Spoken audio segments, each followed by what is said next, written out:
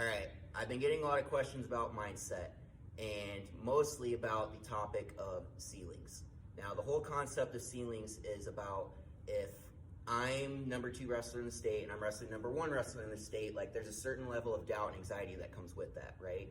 And I talked recently about how in order to alleviate that anxiety and doubt, that we need to perceive our ceilings as not being at that level, right? We need to understand our real potential, our true potential, and see that our ceiling is a lot higher. So if I know my potential as being a world champion, then I really don't feel stressed about wrestling in the state finals because it doesn't feel like that big of a deal, right? I know my potential is a lot higher.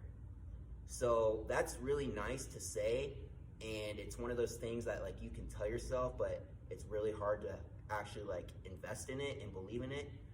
So if that's something you struggle with, there's 2 things you need to look at. Number 1, they're called automatic negative thoughts. Now, what that means is if I'm going into, let's say one of those big matches, right? State finals match, an automatic negative thought might be, if I don't win this, people aren't going to care about me anymore. Or if I don't win this, then all of this whole year was a waste, right? And these are some thoughts that just kind of like fly under the radar. We don't really like register that they're going on in our brain, but they actually have an impact on how, 1, how we perform, 2, how we feel, and 3, what actions we allow ourselves to do from that point forward, right? So number 1, be extremely aware, be cognizant of all those automatic thoughts that are just flying under the radar, and try to figure out what they are, grab onto them, and then change them into something more productive, right? So going back to the state finals example, if one of those automatic negative thoughts is, if I don't win this, then this whole year was pointless. Changing that thought into something more productive would be, I really don't care if I win this because I've grown so much in this whole year. I've improved by leaps and bounds in all the training that I've done. Like, I'm not the same person I was when this year started. I want to win this, but it doesn't define my worth. Like, I know what I'm worth deep inside, and that's all that matters, right?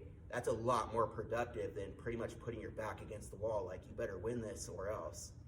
And it actually creates more motivation inside of you and lets you wrestle and compete more freely. So number 1, address those automatic negative thoughts. And number 2, be very, very careful with the labels that you give yourself and the labels that you allow other people to give to you, right? And what I mean by that is, let's say you're a wrestler who is not very strong, not very fast, but you like techniques and you're good at technique, right? So that might be your strong suit. You might be a good wrestler because you're technical, but everybody you wrestle, like, you're never the strongest, you're never the fastest, and that's okay. But if you allow other people to tell you, hey, this number 1 guy in the state, like, he's super strong, you're not very strong, like, we're gonna have to change up your style and make things work because he's a lot stronger than you, right?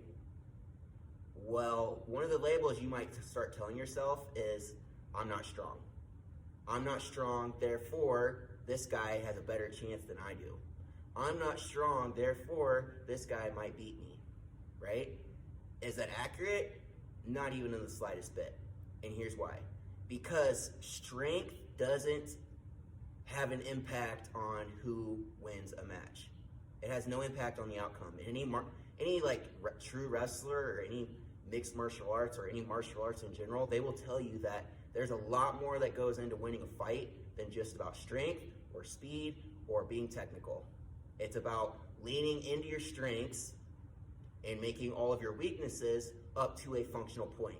What I mean by that is, if I'm like a really technical wrestler, I might never be the strongest guy in the mat, but that doesn't mean I'm not hitting the weights, or I'm not working on my speed and my footwork and trying to be faster any way that I can. I might not ever be the fastest and I might not ever be the strongest, but that's completely okay, because it's not about being one of those things. It's not about being a label. It's about just being the most you version of you. and balancing all of those things. Like, I am this technical, this strong, and this fast, right? And this guy is this strong, but this technical and this fast. So like my levels balance out a lot higher than his levels do. So in reality, like that's what really matters. And secondly, it matters what you do with it.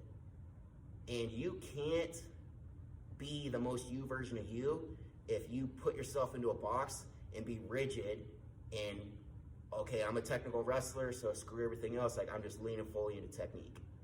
Don't be rigid in how you are in your personality. Just let everything that you have just flow through you and be completely free when you go and compete. And when you do that, like, there are no expectations because you're just being yourself. And that was what I talked about, is just be yourself.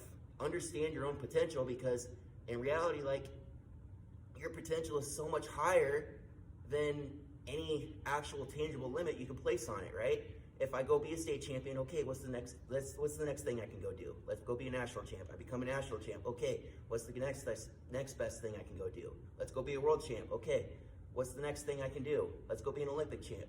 Once you reach your ceiling, there's always another ceiling to be reached, right? So don't measure your capabilities based off of tangible things. Measure your capabilities based off of how much you can find inside of yourself and how much of yourself you can become.